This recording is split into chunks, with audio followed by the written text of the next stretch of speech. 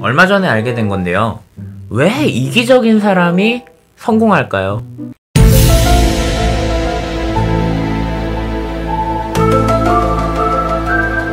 오, 거기 이유가 있어요? 충분히 이유가 있죠. 이기적인 사람 좋아하세요? 그 이기적인 사람은 싫어하잖아요, 대부분. 그리고 따뜻하고 친절한 사람을 좋아하는데, 그러면 왜 따뜻하고 친절한 사람들이 점점 늘어나는 게 아니고 이기적인 사람들이 점점 늘어날까? 이건 너무한 거 아니냐고. 살기가 힘들어서? 살기가 힘든 것도 있고 이기적인 사람들이 세상을 살아가는 방법들이 있기 때문입니다. 그리고 이기적일수록 잘 살아요. What the fuck? 그렇죠, 일반적으로. 네. 자, 그래서 이 이기적인 사람들에 대해서 좀 세 가지로 나눠볼 건데요. 우리 사회에서 좀 대표적으로 이기적이다라고 보이는 거는 첫 번째, 나르시시즘이 있고요. 나르시스트. 그리고 마키아벨리아니즘이 있고요. 그리고 사이코패시즘이 있는데, 자, 하나씩 살펴보도록 할게요. 일단 첫 번째, 나르시시즘입니다. 나르시시즘은 자기한테 지나치게 집중되어 있는 상태인 거예요. 그래서 남들이 어떻든, 그리고 막 남이 뭐 그 불행하든 뭐 다 상관없이 그냥 내가 잘나고 내가 행복하면 돼 라고 생각을 하고 있는 게 나르시시즘이라고 생각을 하면 돼요. 내 속엔 내가 너무도 많아. 보통 요즘 다 그렇지 않나요? 자기 일하는 데만 집중하고. 그쵸. 근데 이 나르시시즘이 어떻게 생존에 도움을 주느냐, 사회적으로 어떻게 성공할 수 있느냐, 이것부터 볼게요. 결국 나르시시즘은 자기 잘난 맛에 사는 거거든요. 근데 이게 상관의 눈에 볼 때는 업무적인 영역에서 자신한테 엄청난 확신을 가지고 있고, 그로 인해서 추진력을 부리는 사람으로 보일 수 있어요. 아, 당당해 보인다. 자신감 넘치고 능력 있는 사람으로 보인다는 거죠. 넌 강해졌다. 돌격해. 근데 이게 객관적으로 볼 때 협동할 생각이 없고요. 자기 일에만 집중하고 상대의 공정마저도 나한테로 유리하게 이용하려고 하는 사람이기 때문에, 나르시시즘을 가지고 있는 사람은 후임의 자존감마저 자신을 위한 양분으로 삼는다. 와, 완전 개새끼네. 내가 빙다리 핫바지라 보이냐 이 새끼야. 그렇죠. 그런데 이 개새끼가 살아남을 수 있는 이유는 밑에 사람들 양분까지 다 쪽쪽쪽 빨아가지고 내가 위쪽으로 치고 올라갈 수 있으니까 라는 겁니다. 첫 번째, 이기적인 사람이 살 수 있는 이유예요. 자, 두 번째, 마키아벨리아니즘. 마키아벨리아니까 군주론 썼던 사람이죠? 네, 맞아요. 거기에서 파생된 얘기인데, 이건 뭐냐, 자기 이익을 위해서 남을 조종하는 성향을 이야기를 해요. 최순...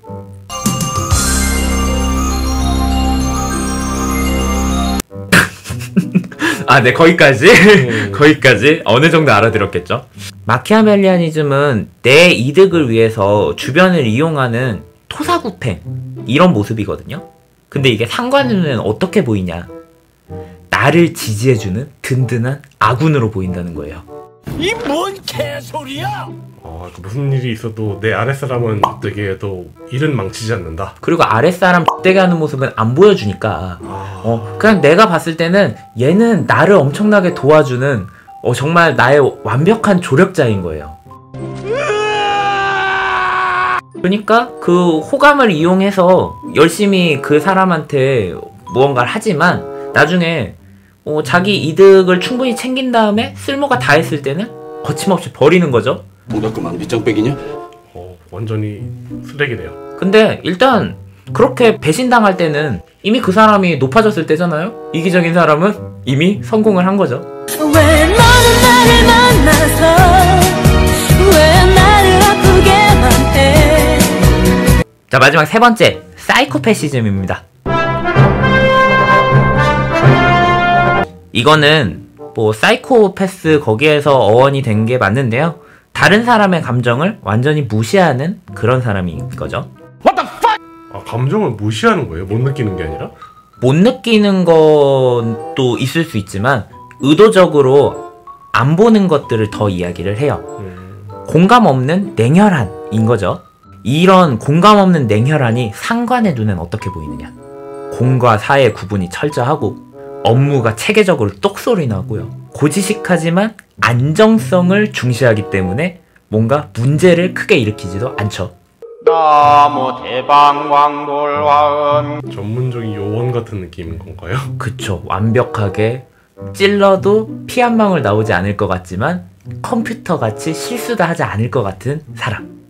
그런데 말입니다. 근데 이게 객관적으로 볼 땐 그 누구의 편도 아닌 이성주의자가 될 수 있는 거거든요. 그래서 어느 정도 융통성을 부려야 되는 때가 있잖아요. 그런데 그 융통성이 자기 기준에 따라서 판단이 되기 때문에 후임들 역시도 자기 요구를 뒷받침하지 못하면 한심하고 능력 없는 존재로서 계속 내리누르는.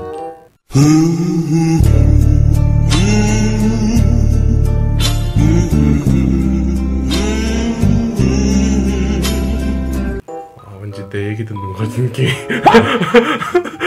자, 여기까지 들으면서 혹시 내 얘기인가 하는 사람들은 반성하시면 됩니다. 참 쉽죠? 자, 그래서 이런 세 부류가 자기 성향을 그대로 지키면서도 사회적으로는 높은 평판을 받을 수가 있어요.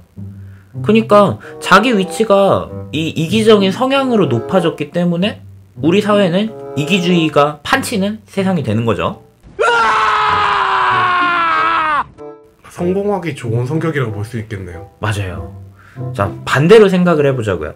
남의 입장에서 생각해주고 모진 말도 쉽게 하지 못하는 공감 어린 태도, 이런 걸 가진 사람이 막 정의롭고 이렇잖아요.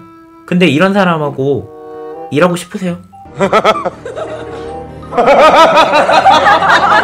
성공하긴 힘들 것 같네요. 네, 상관한테 특히 어떻게 보일지 생각을 해보세요. 우유부단하고요, 답답하고 그렇게 보이겠죠. 그러니까 그렇게 하지 마세요. 네. 제가 왜요? 자, 그래서 착하게 사는 게 어쩌면 단점이 될 수도 있는 환경에서 나의 그 착한 면, 이런 것을 그대로 지키는 거는 쉽지 않다는 겁니다. 안 돼! 저는 그래서 이 앞에 설명했던 세 가지가 우리 사회를 이기주의로 만드는 3대장이 아닐까, 개노답 삼형제지 않을까라는 생각을 했는데, 자, 무척 짧은 질문이기도 하고 이번 이 말을 마무리 짓는 말이기도 한데요. 나는 정말 추호해도 쩔어지 않는다고 자부할 수 있는 사람이 있는가? 자, 그래서 이런 세 부류를 문제시할 게 아니고 내 안에 혹시 저런 속성이 있는가? 있다고 하면 인정하고 은연중에 저렇게 살고 있진 않은 것인지 끊임없이 반성하고 생각을 하면서 조심하면서 살아야 우리의 사회, 우리의 인생, 이런 게 이기적인 사회로 가지 않는다. 이기적인 놈이 성공하는 배 아픈 꼴이 되지 않는다. 이렇게 볼 수 있겠습니다. 참 쉽죠? 그냥 뭐 그렇다고요.